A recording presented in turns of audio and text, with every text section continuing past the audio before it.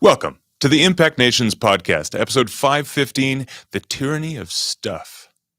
What does it mean to store up treasures in heaven? Did Jesus call us to a life of poverty? And how can we finally put worry and anxiety behind us? Prepare yourself, because this week Jesus is all up in our business in the second half of Matthew chapter 6. Hello, everyone. It's good to be with you again today. We're carrying on with our series on Matthew's Gospel. This is actually part 15, so we've been at this for a while. Some of you may be watching on Facebook for the first time. I think there'll be a link there that if you want to catch the earlier episodes, you can. Excuse me. So I just want to review today as Jesus continues to challenge his listeners and challenge us. From the very beginning of the Sermon on the Mount section of this series, we talked about some different interpretations of the sermon. One is there are those who said it's just not practical. This is idealism. Another interpretation is that the sermon doesn't describe life here and now. It's our future life in heaven. A third interpretation is that it's impossible, and it's meant to be impossible because it pushes us to simply realize that we are not capable, that we would say, I can't do this.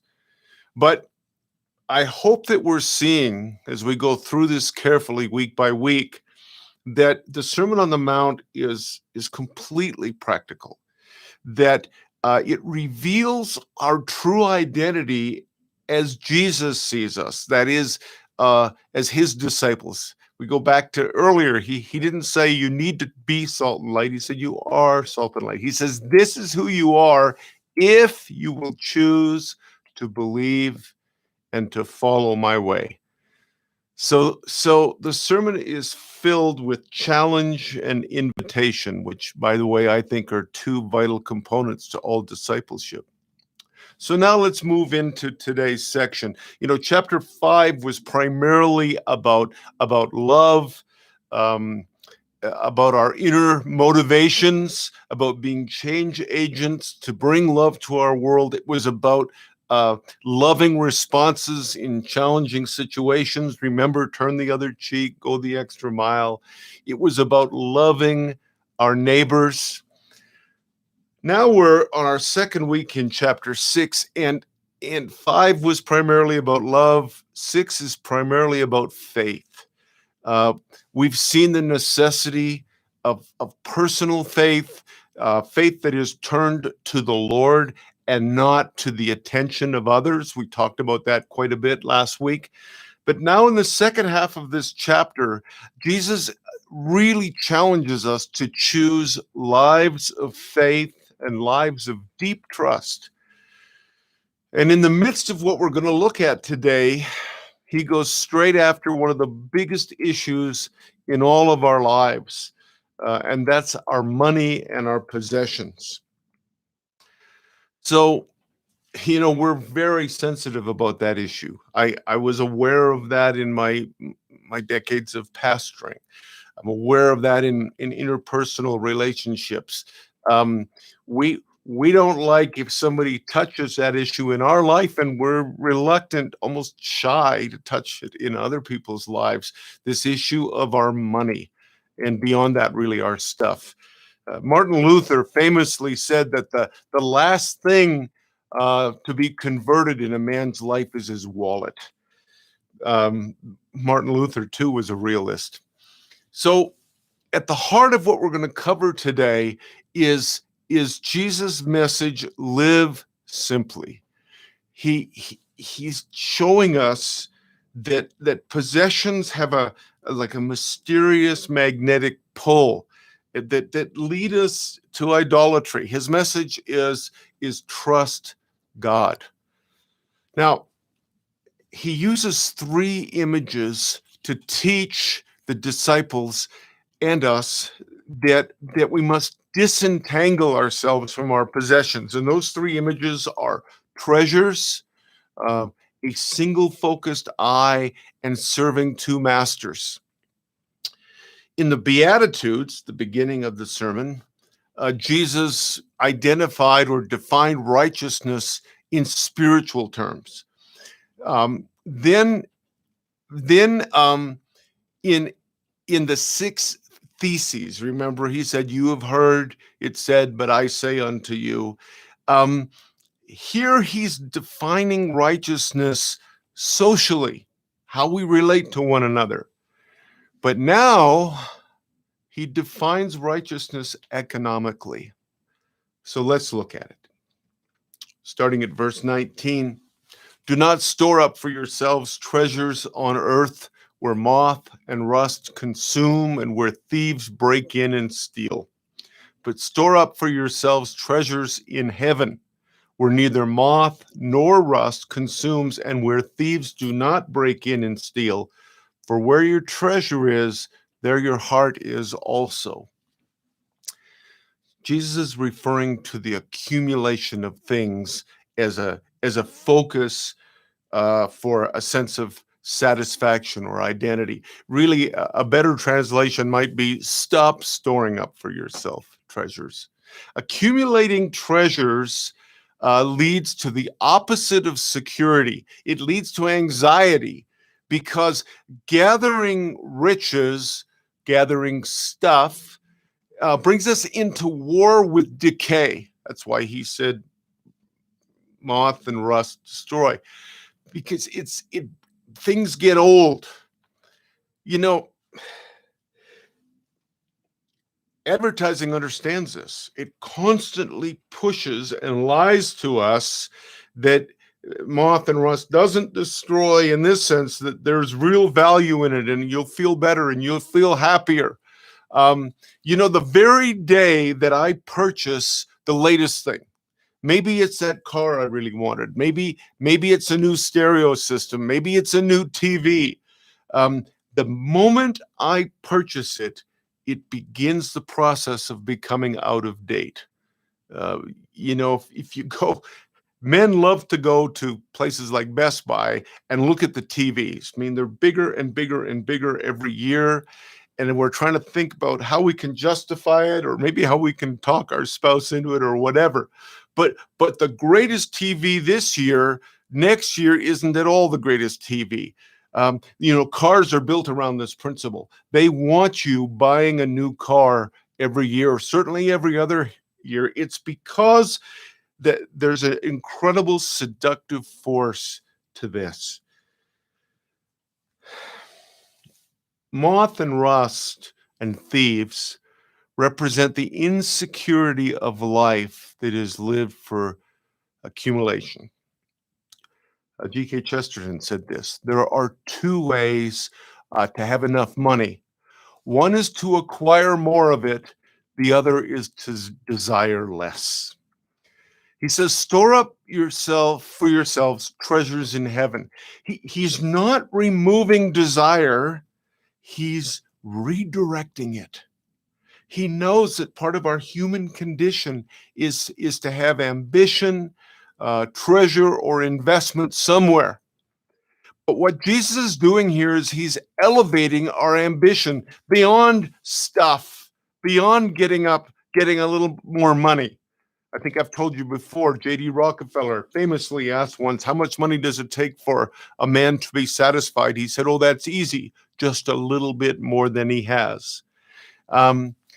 He elevates it, and he says, it's good to be ambitious, it's good to be passionate, it's good to be enterprising, but it's for the well done we will hear from the Master, from the Lord. If we substitute the word goal for treasure, I think we get at the heart of what Jesus is saying here. Wherever your goal is, there your heart will be also. Things on earth, they don't last.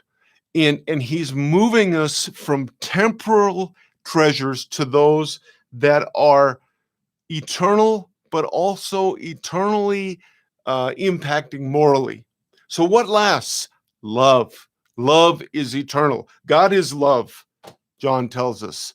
Love for God, love for others. We love others by pursuing justice for them and his creation. What we really value is measured by what we spend our energies on and where we spend our energies and how much time we give to that. So Jesus, I insist again, was a realist.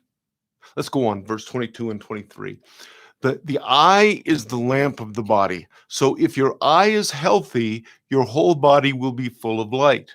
But if your eye is unhealthy, your whole body will be full of darkness. If then the light in you is darkness, how great is that darkness? The inner light of God's work in our lives flows out into compassion and generosity. What he's saying is when our eye, the eye of our heart, is focused on God's kingdom, and he's going to finish today's section with that. But when it's focused on God's kingdom, it's full of light. It's full of eternity. It's full of love. It's full of what matters to God, ultimate significance. And it's interesting. He says, and if your eye's full of that kind of light, it's healthy. And if it's not, it's full of darkness, it's unhealthy. In the Greek, often the terms used for healthy and unhealthy, very interesting, is generous and stingy. Isn't that interesting? I want to give you a couple of quotes from the church fathers. Of course, you know I'm going to do that each week. St. Augustine, pardon me, said this. In this passage, we ought to understand the eye as the intention with which we perform our actions. If this intention is pure and upright and directing the gaze where it ought to be directed, then unfailingly all our works are good works because they are performed in accordance with that intention.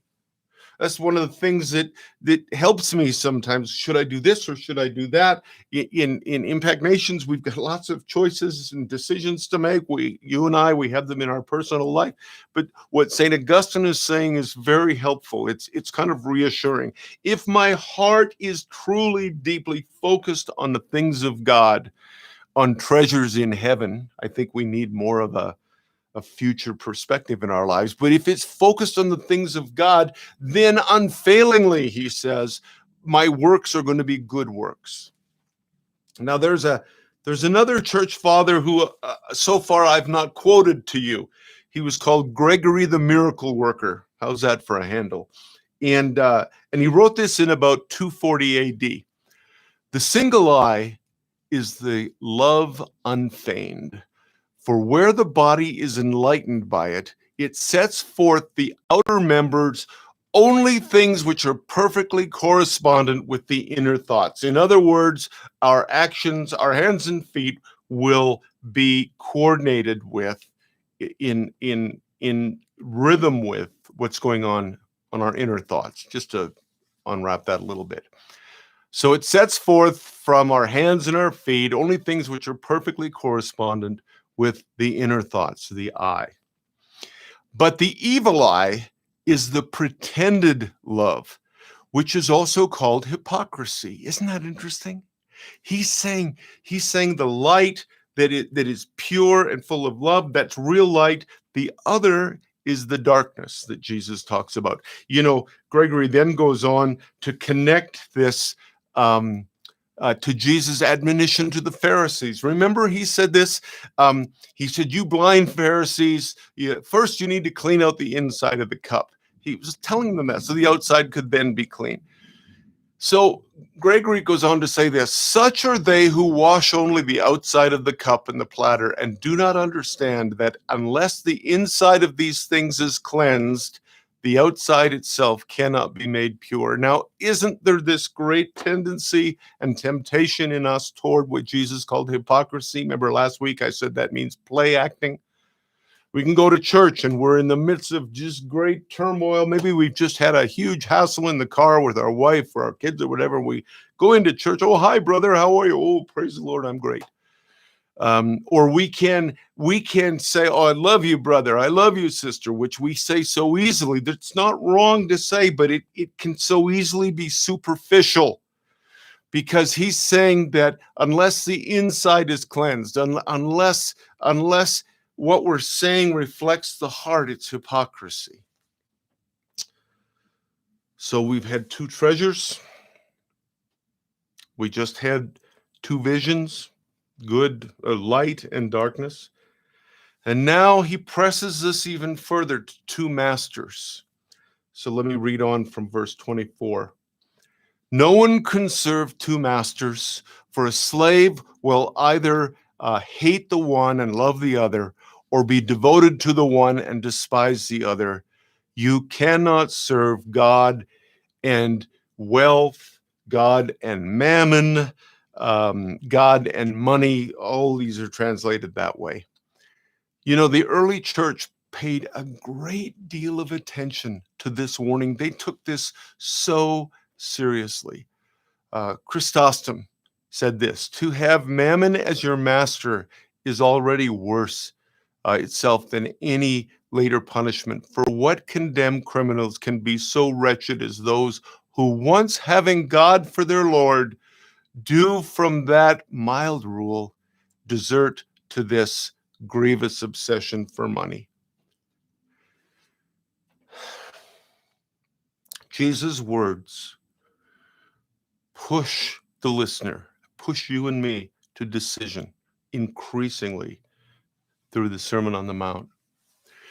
These verses right here challenge us to a new kind of economics that is radically different from the standards and the expectations of our culture. When we talk about mammon, it can mean things, money, gain, success, making it. Mammon is more than a concept. It is, I have been convinced for years, a powerful spiritual force. And it works with huge, like magnetic force to draw us into its orbit and away from serving Christ. Understand that mammon is a spirit, a reflection of those dark powers we've talked about, the powers that be, the powers that control this world, that control the economics, the politics, the social structures. Jesus wants us to be aware of the power of mammon. And he's telling us that as disciples, we must set our faces firmly against the gods of this culture, because mammon is the god of this culture. You know, if we don't, then we're drawn into it. And the Bible has a word for that in Old and New Testament. It's called idolatry. You know, we live with a level of affluence now in the Western world that would have been unimaginable in Jesus' time. Frankly, much of it would have been unimaginable 75 years ago. Did you know that in the 50s, which was when I was a kid, did you know the average house in North America was 950 square feet? The average house. What I'm saying is we live with more and more affluence, bigger, newer, better.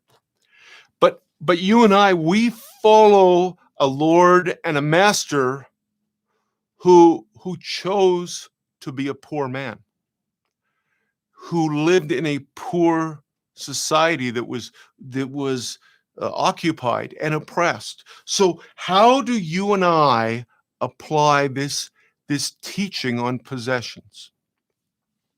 I think about this a lot. You know, let me just open a door into my own life this week.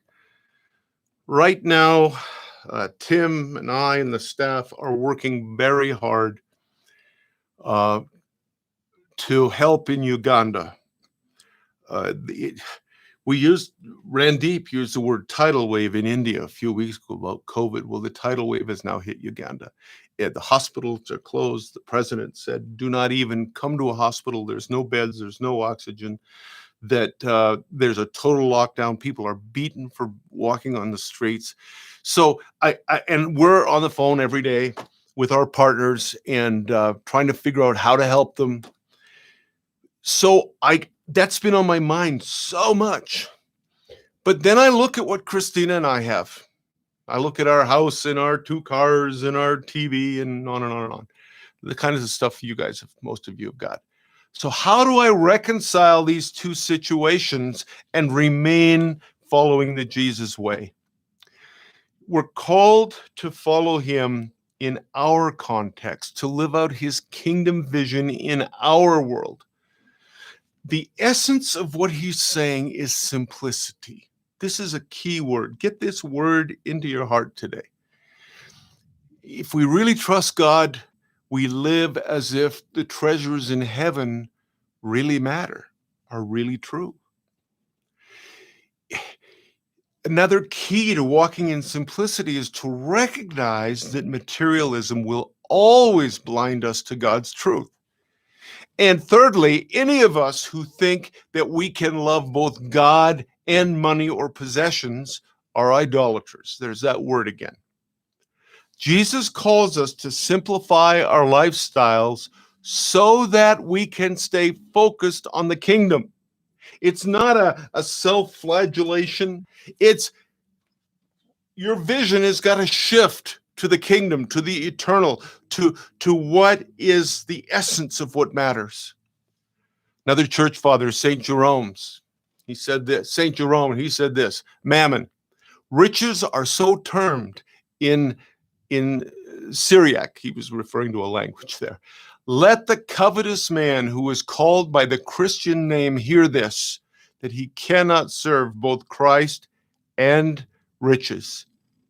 Yet Christ said not he who has riches, but said he who is the servant of riches. For he who is the slave of money guards his money as a slave. But he who has thrown off the yoke of his slavery dispenses his money as a master. The most tangible way to have treasure in heaven is our personal divestment for the sake of investing in others, especially the poor. We need to get this, because the last thing that Jesus is trying to do, being a brilliant teacher, he knows that guilt is like the worst motivator of all. Pretty soon, early on in preaching, every pastor learns that. But rather, he's giving us another vision, another way. So I'm going to say this again. The most tangible way to have treasure in heaven is to divest ourselves of things we have for the sake of others. This is a true barometer of whether we really are serving mammon or not. Because we all say, oh, no, I don't serve mammon. We all do. But this is a true barometer. This causes us to face a very hard issue. Am I serving money? So look at the barometer. Here's the marks on the barometer, as it were. Am I giving my money freely as God presents needs? And am I giving it generously? Am I giving it joyfully because of the joy of what awaits us and the joy of moving in the rhythm of the kingdom and the joy of knowing that we are enriching and helping others? Am I giving generously? Am I giving joyfully? And frankly, am I giving often? Am I giving often? Jesus here calls us to spend time focusing on what God said about our ultimate future. Simplification of our lives is our response to a vision of the kingdom of heaven. Whose reward matters? Whose affirmation matters? The culture, society, other people, or God's? Years ago, I read a book by Ron Sider that created quite a stir. He said this: if the kingdom vision of Jesus does not reshape our approach to possessions, then we are not living out the kingdom vision. He's calling us to simplicity, not necessarily to intentional radical poverty. A few are called to that. One of my heroes, Dorothy Day, was. But he's calling us to uh, he's calling us to live freely. And he's saying as we do this, others will benefit from what we have as well as ourselves. He wasn't against wealth, he was against hoarding. Martin Luther, to quote him for the second time today, said that the test of what we have chosen, God or mammon, is not what we say, but what we do. Not what we promise in words, but what we actually give in money. And this is, I know I'm emphasizing this, but we've got to get this if we're going to follow the Jesus way. And it's so true in our affluent society where possessions have a constant pull. What are they trying to do with possessions? What are the powers that be trying to do through mammon? They're trying to take our eyes off of God, off of heaven, which is our true home. Our it's trying to they're trying to strip from us our true identity, our true value, from the eternal to the temporal. Ultimately, folks, earthly treasures anesthetize, numb us to what is true. Danger of possessions, of focusing on possessions, is that they so easily become idols that destroy both our faithfulness and our sense of mission. I could tell you specific stories as I have sat with wealthy, successful people, and I've invited them to come to the developing world. Come to the front lines with me. Come see what we can do for entire communities, for the poor, with clean water and food and medicine. Come see what you're really made for. And I have literally had wealthy men and women sit across the table with tears coming down. And I've said, come with me. I'm going in 6 weeks, or I'm going in 8 weeks, or I'm going in 12. Come with me. I'm not giving you a theoretical thing. This has happened to me. And they're crying because they suddenly start to see the treasures in heaven, the eternal things, and these wealthy men and women. Then they go, oh, but I've got a little more business I've got to do. I remember one guy saying, I've got this deal, and I don't want to in any way jeopardize the deal, but maybe later. Maybe later. We're back to the enemy's strategy of soon instead of today. This is absolutely real. Earthly treasures anesthetize us to what is true, which is the kingdom of heaven. So Jesus gives us the antidote right here. And he always gives us the antidote, doesn't he? Remember, last week we did the Lord's Prayer and lead us away, divert us away from the place of temptation. He gives the antidote. Here is the antidote for this week. Continually build upon a secret life with God. Build upon that. I come back to that almost every week. Take time in a secret place with him, whether that's your room or your backyard or wherever. Build upon this secret life with God, because it is that interchange. We saw it so much in the Beatitudes. It's that interchange of his life for ours that begins to set us free and open our eyes. And the light is good and not dark. Secondly, contemplate his greater story, which is, after all, our eternal destiny. Sometimes when I think probably in just about every book I've done, I use the phrase, his greater story. It's this ultimate eternal story.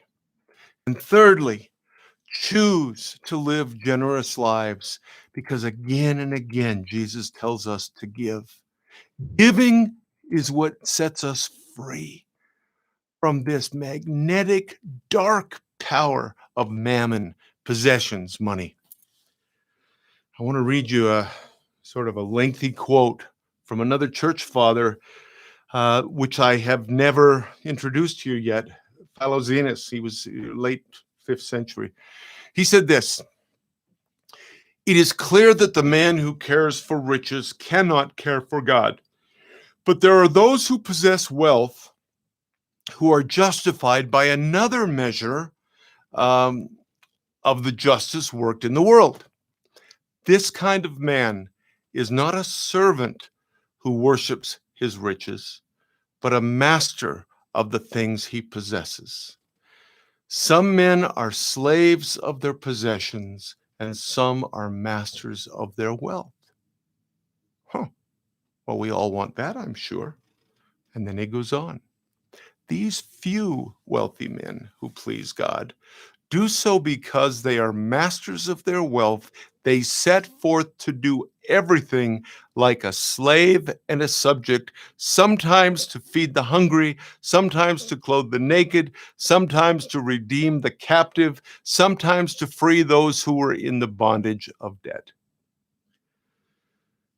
I want to finish this section by reading a paragraph from a document written by the Lausanne movement. That was a movement that was initiated in the 70s by Billy Graham. He brought together leaders from both the developed and the developing world together, and it has carried on. And they wrote this, and it's a little bit long, but please, as much as you can, listen, pay attention.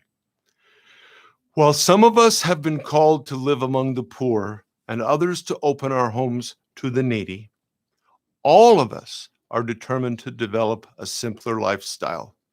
We intend to re-examine our income and expenditure in order to manage on less and give away more. We lay down no rules or regulations for either ourselves or others. Yet we resolve to renounce waste and oppose extravagance in personal living, clothing and housing, travel and church buildings.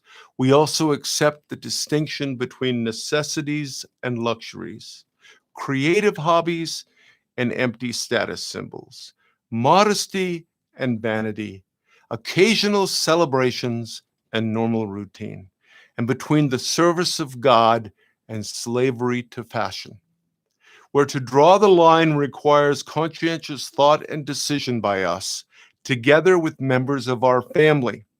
Those of us who belong to the West need the help of our third world brothers and sisters to evaluate our standards of spending." I'm going to move on now to the second half, which he talks about worry. Starting at verse 25, "Therefore I tell you, do not worry about your life and what you will eat or what you will drink or what your body, or about your body or what you will wear." So there's kind of an if-then here. He's saying, if you choose to serve God and not mammon, to have a sound and generous eye, to store up treasures that are eternal, then you will not worry about provisions and about the things for life. This is so counterintuitive to our instincts and to our society, isn't it? The message all the time is save up more, have the best possible retirement plan. You want to make sure that you've got enough for your golden years, and on and on and on. It's absolutely counterintuitive what Jesus is saying. See, at the root of the money issue is worry or anxiety. 6 times in this passage, Jesus uses the word worry, which literally means an external disturbance of the emotional and psychic level that disturbs life. Worry is exactly the opposite to practical trust in God, which is what faith is. Faith isn't, oh, I believe. It's, do we practically trust him? He says, is life not more than food? A life controlled by worry about food and clothing, possessions, misses out on the more. He says, isn't life more? We miss out on the more, which is the abundant life he promised in John 10:10. Jesus condemns worry about tomorrow, but not planning for provision. Luther said this. Luther's getting lots of attention today. God provides food for the birds, but he does not drop it into their beaks. I've seen people confuse trusting God with passivity. I've watched it many times as a pastor. In the extreme, once I watched a man and his family evicted from their house. Literally, they're standing there and they're evicted and their furniture was put out on the street. And it was because he was convinced that God had told him not to work. Whatever we hear from God has got to line up with what he said. Anyway, this text calls us to his greater story, to life that's more than what we can see with our eyes. That's why the apostles continuously through the New Testament said, increase your vision, lift up your eyes. The text here says, don't be concerned for yourself. We're to take our eyes off ourself. Anxiety is selfish. Anxiety is selfish. It reflects worry about things for ourselves and our own well-being. Only when we're freed from anxiety are we able to give proper attention to food and clothing for the poor. Anxiety just hinders God's great purpose for his church. So then he gives us two marvelous illustrations from nature, verses 26 to 30. Look at the birds of the air. They neither sow nor reap nor gather into barns, and yet your heavenly Father feeds them. Are you not of more value than they? And can any of you, by worrying, add a single hour to your span of life? And why do you worry about clothing? Consider the lilies of the field, how they grow. They neither toil nor spin. And yet I tell you, even Solomon in all his glory was not clothed like one of these. But if God so clothes the grass of the field, which is alive today and tomorrow and is thrown into the oven, will he not much more clothe you, you of little faith? He's saying you're of great value. By the way, this is a passage that when anxiety has tried to come on me, especially if financial anxiety has tried to come on me, I go right back to this passage. Now, a few months ago, I read a marvelous book by Alexander Schmemann, and it was called For the Life of the World. And he really pointed out what Jesus was doing with these two examples. All that exists is God's gift to man, and all that exists to make God known to man, to make man's life communion with God. God blesses everything he creates, everything he creates. This means that he makes all creation the sign and means of his presence and wisdom, love and revelation. Oh, taste and see that the Lord is good. He goes on to say this. In the garden, man's sin was that he ceased to see his whole life depending on the whole world as a sacrament of communion to God. One of the effects of me pressing in the last few years so much into that secret place and pressing into the mystery of Christ day by day, I was surprised that I began to see God in creation and to hear him speak to me through creation. And that's what Jesus is doing as he gives us these examples. He says we can learn about the Father's care simply by observing nature. If God provides for the grass and the lilies, which are temporary, will he not provide for his kids who are destined for eternal glory? He's simply saying you can trust your Father, your Papa. John Chrysostom said this, it is clear that it is not our diligence, but the providence of God, even where we seem to be active, that finally accomplishes everything. In light of God's providence, none of our cares, anxieties, toils, or any other such thing will ever come to anything, but all will utterly pass away. You know, we at Impact Nations continually see this in action. Again and again, we're called back to trust the Father and that he will provide everything. We just watched this happen. We watched it happen in India. with the COVID relief center. We've watched it happen in Uganda. Right now, we're watching and praying and believing for it to happen in a big way in the midst of this crisis I mentioned. But we always have to learn that. We have to learn that it's not our effort. Yes, we're diligent, but ultimately it's Him. It's His sovereign goodness that gets it done. Jesus is saying through the example of the birds and the flowers that this world is a safe place to be. Surely goodness and mercy shall follow me all the days of my life, and I will dwell in the house of the Lord forever. So what He's shown us is that if we serve mammon, whether we admit it or not, we've already looked at whether we can really evaluate that. If we serve mammon, our fate is anxiety, worry, self-sufficiency.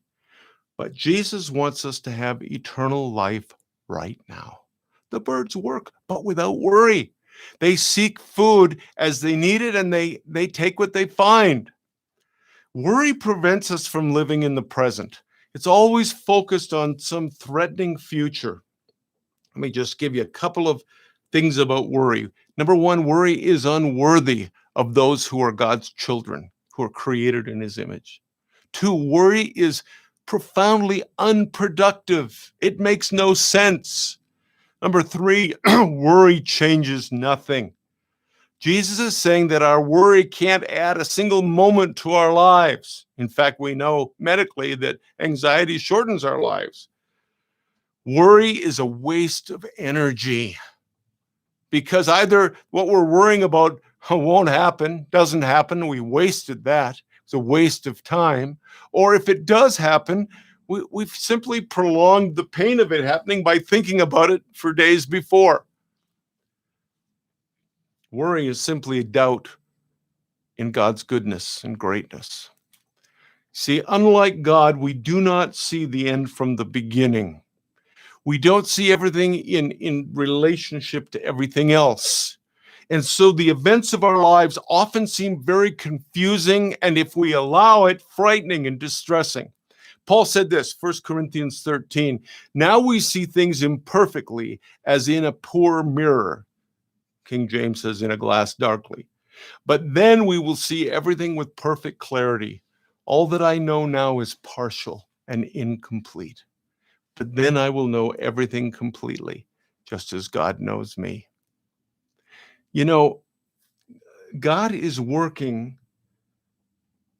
powerfully, but in many ways secretly. It's like He works in darkness. It's like we can't see at night, but He can. Think about it. God's work in creation began with darkness. Christ's passion began the darkness of that Thursday night, Friday morning. That it was finished in the darkness of the tomb. That I love this always. It's marked in my Bible in John 20, and it's also in Matthew's account, I think, that while it was still dark, they arose. God invites us to trust Him when we don't understand, when things seem dark, to trust His powerful and good wisdom. He doesn't promise that we will always know what He's doing, but He calls us to know that it's Him who's at work. For it is God who works in you both to will and to do for His good pleasure, was one of the early verses I learned. That's Philippians 2:13, by the way. He knows. He says, I know you don't see clearly. You can't see clearly, but you can only see with limited vision. But you can know that I am at work in you.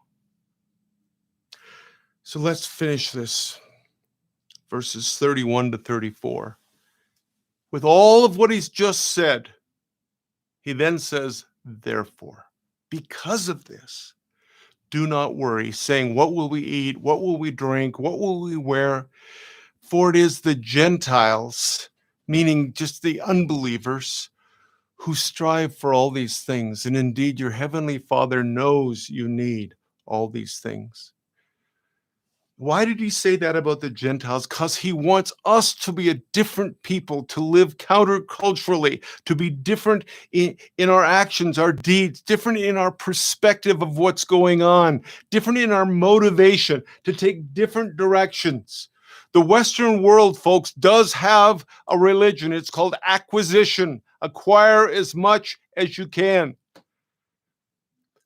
Jesus says, don't believe in the world's religion.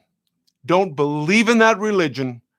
Don't be controlled by the demonic power of that religion.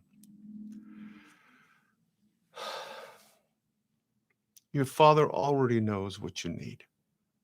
There's no necessity to worry.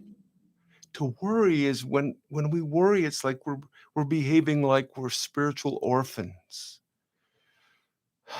By the way, I've told people for years, because I feel like God has to say it to me. God does not answer worry. He answers confident and intimate prayer. Last two verses. But strive first for the kingdom of God and his righteousness, and all these things will be given to you as well. Do not worry about tomorrow, for tomorrow will bring worries of its own. Today's trouble is enough for today. We're called to something higher than all the world and society and culture around us. We're called to the kingdom of the heavens.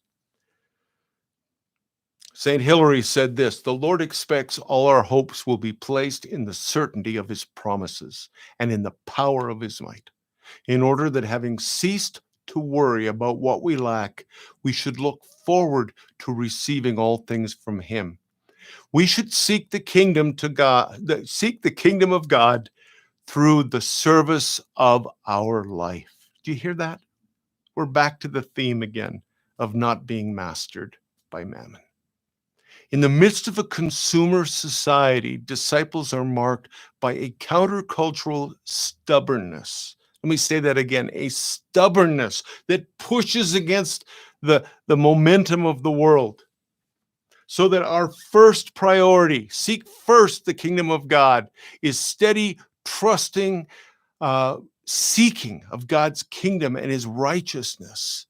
Our quest is for something bigger, more cosmic, eternal, something so much more than consumer goods, wood, hay, and stubble. For Matthew, righteousness is practicing and applying the gospel. We talked about this earlier in chapter 5. And then he finishes, so do not worry about tomorrow, for tomorrow will bring worries of its own. Today's trouble is enough for today. Folks, we cannot pursue worry and the kingdom at the same time. He says, tomorrow will bring its own worries, but today's trouble is enough for today. Being free from worry is not the same as being free from troubles. In this life, you'll have troubles or trials, depending on translation. You know, the sparrows, they do fall to the ground, but only at the Father's consent. Remember, Jesus said nothing happens without the Father knowing. There will be trouble today, but just don't worry about tomorrow. Because troubles are distractions and challenges. I think it's by mastering these daily hassles that we learn to live as disciples, to walk the Jesus way. Paul said, be anxious for nothing. Let the peace of Christ rule in your midst. So, as I wrap this up, Jesus is steadily, in the sermon, he's pushing us toward what he calls the way. His words are really serious. And if we embrace them and take them, receive them with the seriousness that he speaks them, if we follow his words, then we're not going to allow ourselves any wiggle room. It forces us to make choices. Jesus is forcing us to make choices that are ultimately about exchanging our desires, our values, our priorities what last week I called the ego self, exchanging those for his values. And that's what Jesus meant when he said again and again, he who seeks to save his life, his ego self, his values, priorities, will lose it. But he who loses that ego self, he'll find it. He'll find the life I always meant. The prize is the life that he has for us. The pearl of greatest price. I've been thinking about that this week. The kingdom is where he is and will be forever. And at the same time, that kingdom is in our midst. This is the treasure in the field. But we cannot have both God and mammon. We must choose. Serious words for a serious time. But the promise is, if we lose our old life, we will find it. God bless you. I'm going to meet with Tim in just a moment to discuss some of what I shared today.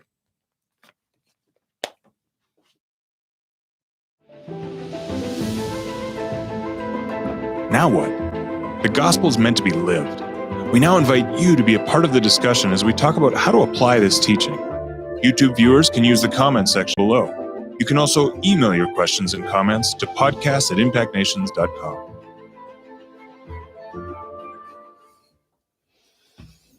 Well, this is some hard-hitting stuff, this Sermon on the Mount. It is. I was observing some comments on Facebook. By the way, welcome, Facebook.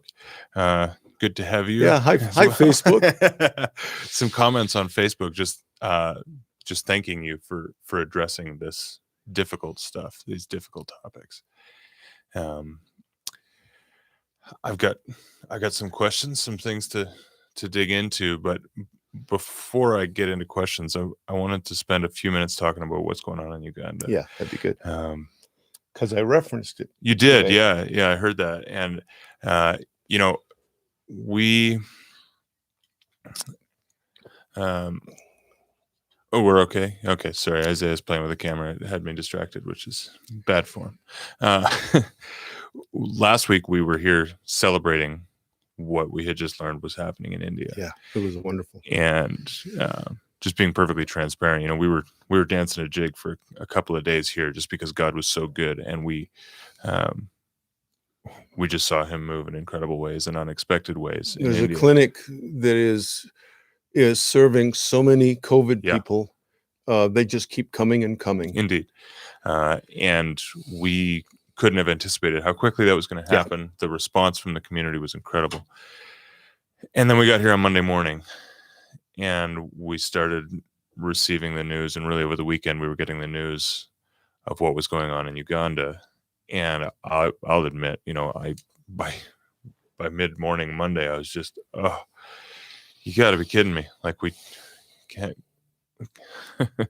we didn't even have time to really celebrate India. I was surprised how often from when we first heard on the weekend through even today, I've teared up. Yeah. It's that's been my experience too. It can't be overwhelming. We don't have that as an option. No, we don't have that as an option. So let me just kind of say the facts that we know.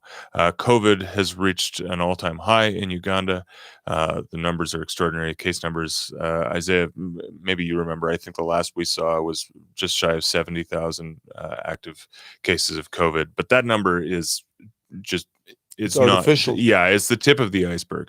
Because the problem is in Uganda, you're paying just about $60 US dollars for a COVID test, where most of them make about $2 a day. Indeed, yeah. So month's wages, a month's worth of wages to get a test. So you tell me, if you're sick and by the way, you're going to need some medical care, are you really going to spend? And the president has said, if you're sick, stay home. Indeed, the hospitals are full. They're out of oxygen. Yeah, sound familiar? So this has caused lockdowns.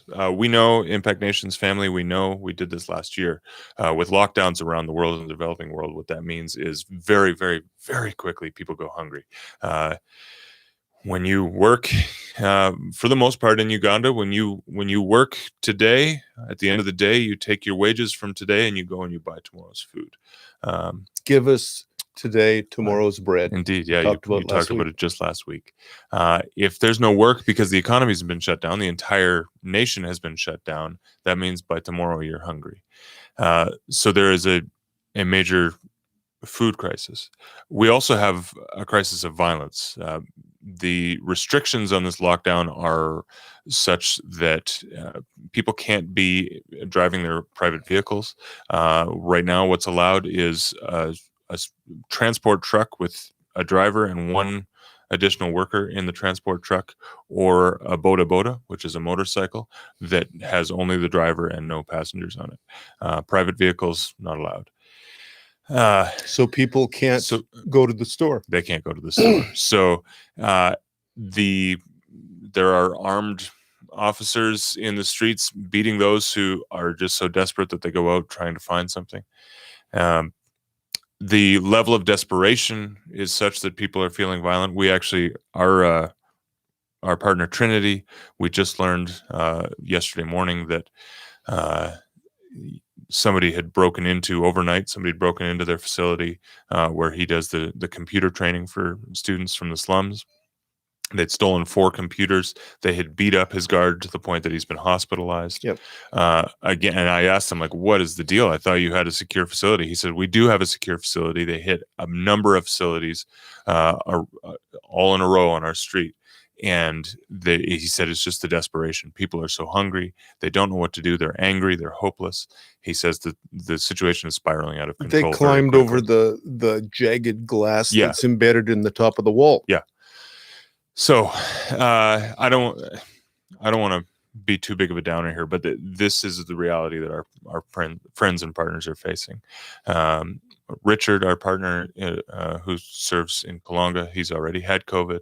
He was very sick, recovered just a couple of weeks ago. I know Annabelle is unwell right now. We're, I think, awaiting a test on whether or not she might have COVID as well. Many of the girls that she cares for, her team cares for, have had COVID. It's just a scary situation.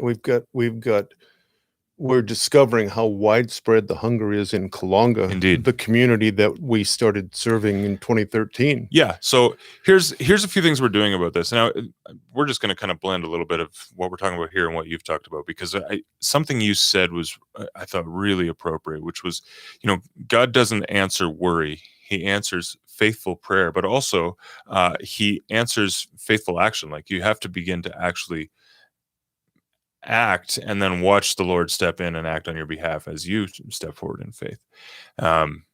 You talked about the guy who thought he'd heard from the Lord that he wasn't supposed to work anymore, which is goofy.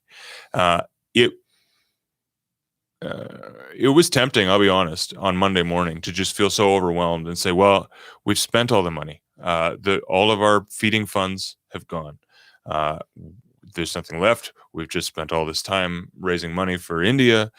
We just finished raising money for the pregnant girls in Uganda. Now what do we do? And we felt very strongly that we must just take action and just see what the Lord will do. Because again and again in Impact Nation's history, we have seen God fulfill his promises and just show up strong in ways that shocked us and amazed us. As Chrysostom said today, it's not our efforts, it's not our talent, it's God's care for us. Indeed. So here's a couple things we're doing. We in Uganda, in Kalonga, in that community, we are working right now to secure enough food for 10,000 meals. We are going to. There was a kitchen that was built. Actually, some of our amazing donors in Australia, a couple of years back, they built a kitchen for our school in Kalonga at Hope and Care School. That kitchen is going to become a feeding center for the next month. So we're working on the details, trying to secure the food right now. But we're going to start feeding 300 meals twice a day out of that space. And I don't know how many people are going to come. I know they're very, very hungry, and the desperation will continue to grow. I'm not really sure what's going to happen. It's a starting point. It is a starting point. Because we know that Kalonga has got several thousand people, but Indeed. But we don't know. Are they able, some of them, to live off the land? We just don't know. We don't know. But I'll tell you this. This is one of those examples where I feel like we're creating space for God to do a miracle. We're stepping out in faith, saying, okay, Lord, we're going to do what we can. We'll bring what we've got. and let's see what you do. And I have no idea what that's going to look like. So often, by the way, we anticipate that God will provide, but sometimes we have it in our mind, like we put him in a box of, I know exactly how he'll provide because this is how he did it last time or whatever. I don't know what he's going to do this time. Yeah. What happened in India last week really surprised us. And so who knows what's going to happen in Uganda, but we're stepping forward in faith. So this is kind of a weird advertisement, but anyway, if God's putting Uganda on your heart, two things, please pray. Nothing shy of God's miraculous intervention is going to rescue this nation right now. So please join us in prayer. I've mentioned here before, I think, but we've got a team of intercessors from around the world that meet on Tuesdays on Zoom to pray together. And if that's something that you'd like to join us, if you're a part of the Impact Nations family, if you call this your family and you'd like to join your family in prayer, maybe you didn't know about that, you can just email us at podcast@impactnations.com, and we'll tell you a little bit more about how you can get involved in that. That's Tuesday afternoons, in Mountain Daylight Time. Second thing, you can give. If this is stirring your heart and you want to be part of God's answer to this need, impactnations.com/feeding. That's our COVID feeding program. It's been going on for over a year. You guys know that. We've provided over 2.25 million meals since COVID began. 100% of the donations into that fund just go directly to the food. And they go quickly too, by the way. So that's one of the things. Like when you give, it's going to be food on somebody's table within a few days. I promise you that. So impactnations.com/feeding. That's what's going on in Uganda right now. So sorry, that took a little longer than I anticipated, but I think it fits right into what you've been teaching today too. Hey, let me ask you this question. As a dad, I want to see my kids learn generosity.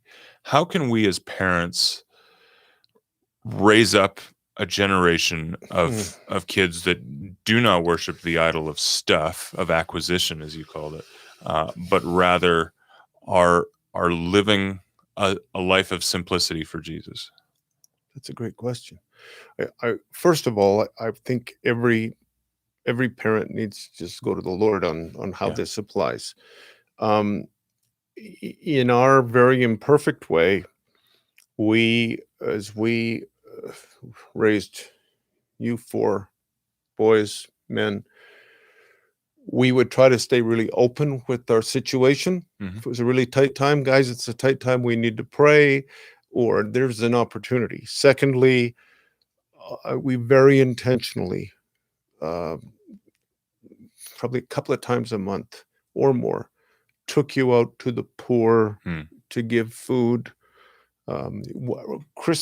Every Christmas, we would put together all those packages and stockings, and you guys, because you didn't know this, but Tim and his 3 brothers are great singers. So we would go to flop houses and 4-part harmony and then give out the stuff. So there's that. I've had your kids with me making peanut butter and jelly sandwiches for the homeless here in Albuquerque. I think that, and I think that it's very good for them to know about generosity. You know, there was a time the Lord told me to do a scary, scary thing in terms of generosity. In a single moment, I want you to do this. And I did it. And it meant we were going to live awfully tightly for a month or two. But we called you guys together. Actually, Mother called you together and said, this is what God said for Dad to do. And so it's going to be a little tight, but it's going to get Bibles to people in Russia. And I had no idea that in the spirit that would open the door. And who could know that 6 months later I'd go in there with the team the very week the Soviet Union dissolved. I know those things were connected, and we didn't keep them away from you. We kept you informed. There's a long answer. Yeah, no, that's a good answer.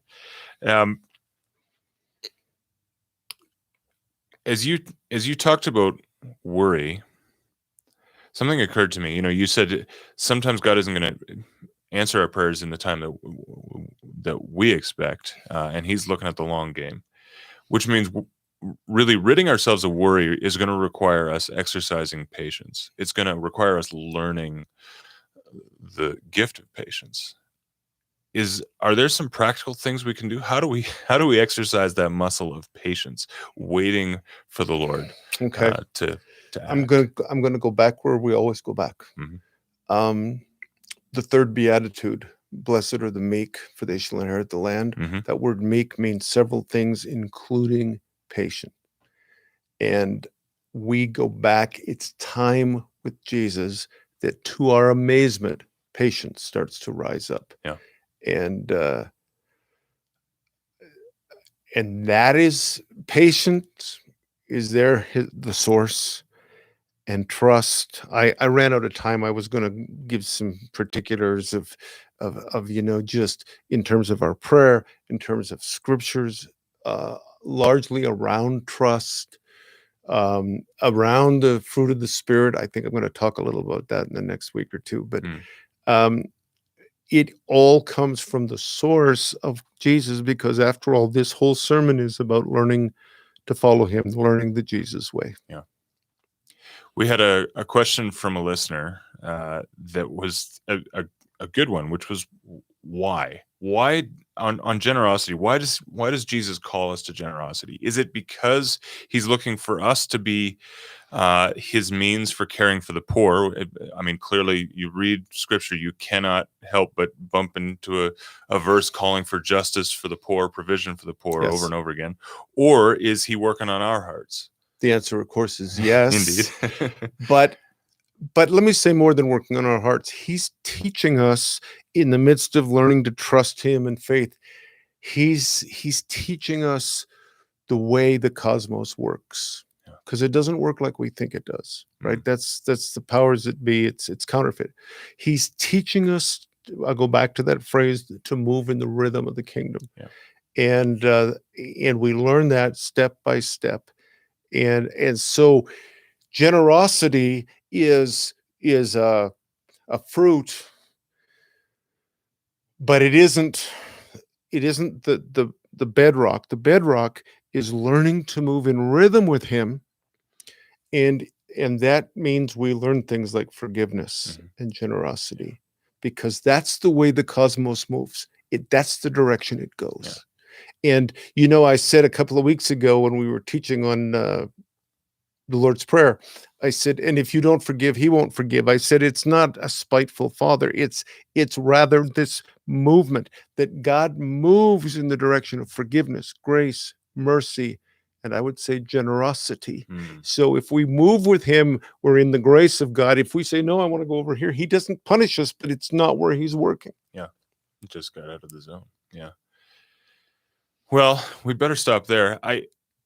Congrats, by the way, on introducing two new church fathers today, both of whom had really cool names. We had Gregory the Miracle Worker. Yeah, and Philozersis. Man, I want to see those business cards. And by the way, like, a lot of pressure on that name, Gregory the Miracle Worker. Like, imagine showing up to a party. Hey, this is Gregory the Miracle Worker. And here we go again. Hey, do another one, Gregory. Thank you so much for joining us on Facebook and YouTube. I think that worked pretty well, Isaiah. Yeah, so we'll do that again. You can now join us on either YouTube or on Facebook every what day is this? Thursday at 3 p.m. Mountain Daylight Time. It is available after the fact. We've got it all cataloged on YouTube, so you can see the entire series of Matthew. If you're catching this for the first time today, you can also download the audio. If you want to just listen to this on your commute or whatever, you can head to impactnations.com/podcast. Subscribe on any of the buttons up at the top there for your favorite podcast app, and you'll get that delivered every week to your device. If you are on YouTube, hit subscribe. Hit the little bell so you get a notification when we go live, so you don't miss an episode. And if you're on Facebook, hit share. Yeah, hit share. By the way, that's a huge thing for us. Just tell your friends. And that goes, by the way, this goes for everything. Like, we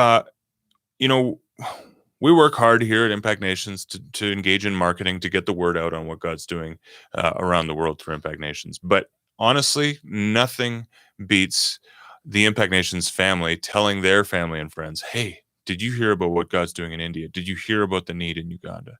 Have you seen this teaching? It'll really challenge you, things like that. Anytime you have an opportunity to share Impact Nations material, it's a huge blessing and help for us. And it's just going to help us grow more and more. Yeah. And hey, if you're a part of this family, there's a reason for that. Why don't you Don't call more forget, into it? they can tell their friends about Gregory the Miracle Worker. Gregory the Miracle Worker. Hey, thank you so much for joining us. We'll see you again next week. God Great bless to be you. with you, folks.